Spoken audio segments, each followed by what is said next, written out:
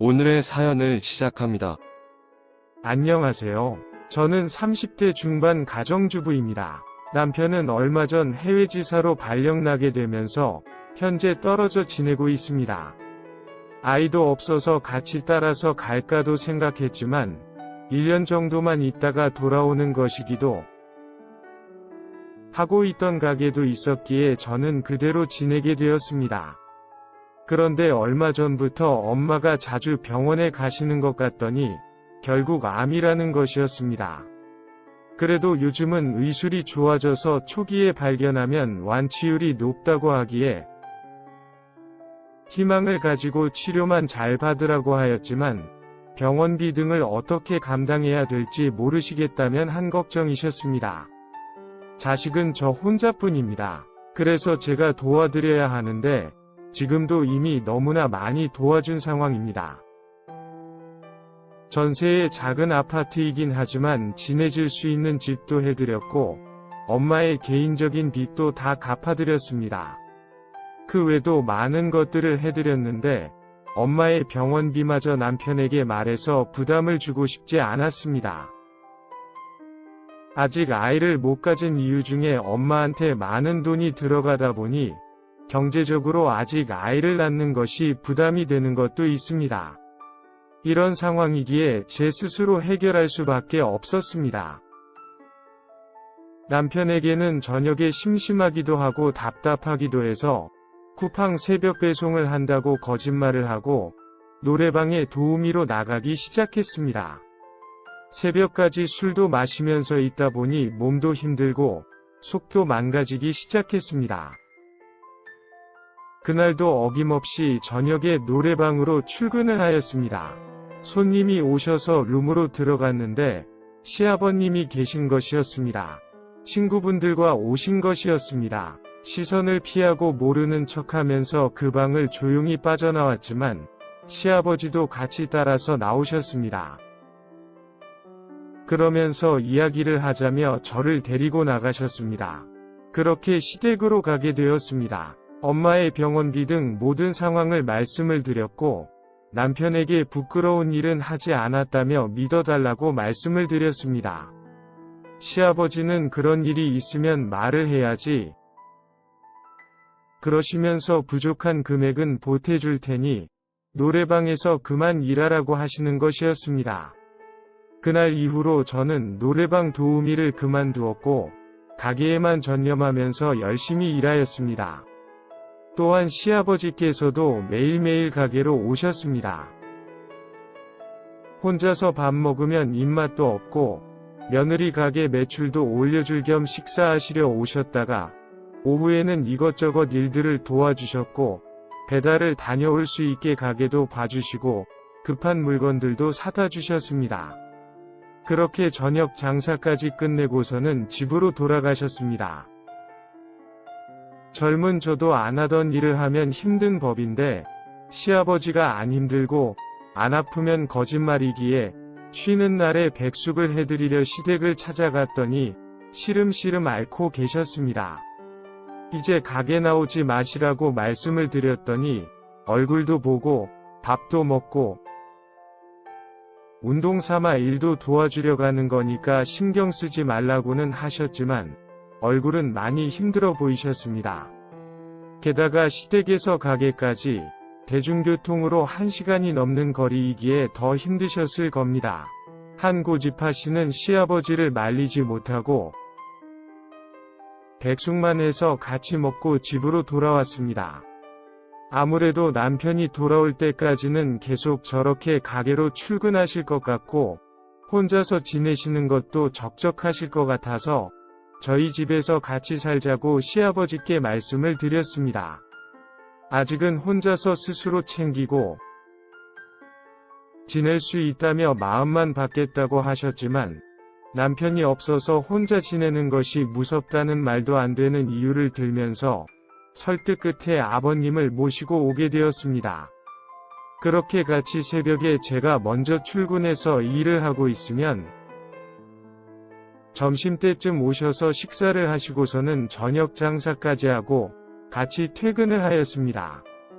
그날도 평소처럼 퇴근하는 차 아니었습니다. 아버님께서 보수도 안 받고 열심히 일하는 가끔 회식은 안 시켜준다면서 시아버지가 쏠 테니 생맥주 한잔하고 들어가자고 하시는 것이었습니다. 그날따라 날도 덥고 힘들었기에 제가 산다며 주차를 하고 같이 아버님과 호프집으로 갔습니다. 몇 주를 같이 일하고 하루 종일 붙어 있다 보니 확실히 예전보다 아버님과 가까워졌고, 호프집 사장님은 딸과 아빠인 줄 알았다고 하셨습니다. 그렇게 생맥주와 맛있는 안주를 먹으면서 아버님과 즐거운 시간을 보내고 집으로 돌아왔습니다. 밀린 빨래 등 집안일을 하고 있는데 조용히 아버님께서 저를 뒤에서 안으셨습니다. 화들짝 놀랬지만 갑자기 밀치면 다치실까봐 왜 그러세요 하면서 뒤돌아보았고 시아버지의 기스키스를 받았습니다. 오늘따라 시어머니 생각도 나고 외롭다면서 같이 시간을 보내주시면 안 되냐고 하시는 것이었습니다. 단칼에 이건 아니라고 거절을 하였어야 했는데 저도 미쳤는지 술에 취한 것인지 시아버지는 안고 말았습니다. 그날 그렇게 실수를 저질러 버렸습니다. 다음날 아침에 일어나서 다시는 이런 일은 없을 거라고 말씀을 드렸고 시아버지께서도 저한테 큰 실수를 저질렀다며 미안하다고 사과를 하셨습니다. 그리고 다시는 이런 일이 없을 거라며 어제 일은 저희 둘만의 비밀로 조용히 덮자고 하셨고 저도 동의하였습니다. 하지만 그날 이후로 어색 분위기는 계속되었고 아버님도 제가 불편하셨는지 며칠간은 가게에 안 나오셨습니다. 친구들 약속이 생겨서 못 간다고 연락을 주시긴 했지만 그냥 저를 피하시는 것 같았습니다.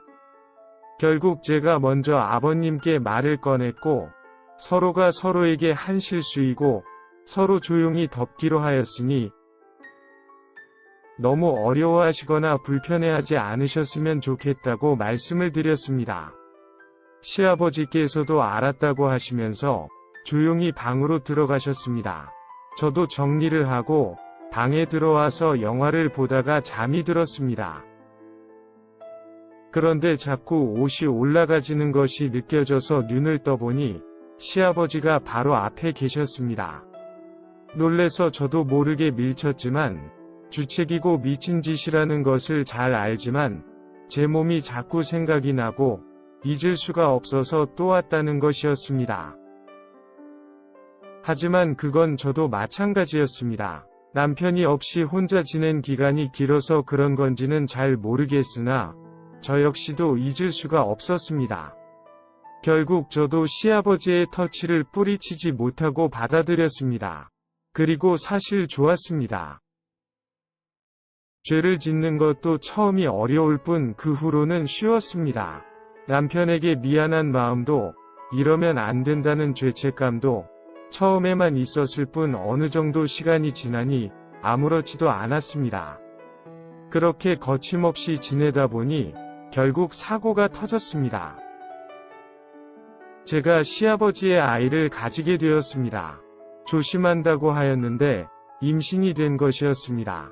남편 모르게 아이를 지우겠다고 하였지만 시아버지는 반대를 하셨고 남편과 이혼을 요구하셨습니다. 그리고 저와 결혼을 하자고 하시는 것이었습니다. 저도 시아버지의 그런 마음을 어느 정도 눈치를 채고 있었지만 그래도 제가 며느리이기에 거기까지는 안 갈 거라고 생각했는데 결국 터지지 말아야 할 것이 터져버렸습니다.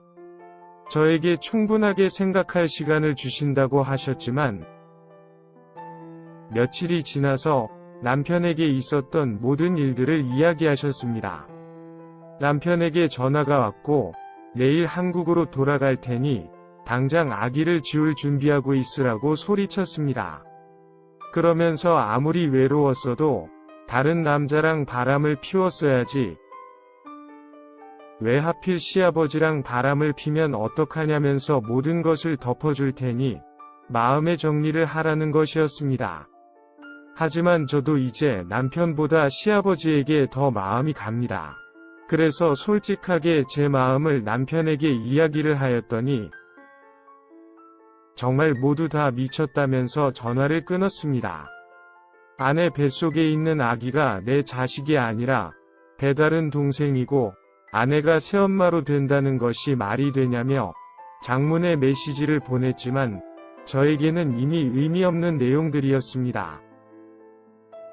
시아버지는 남편에게 너무 미안하게 되었다며 이해해달라고 하였지만 현재까지 아무것도 진행되지 못하고 연락도 되지 않습니다.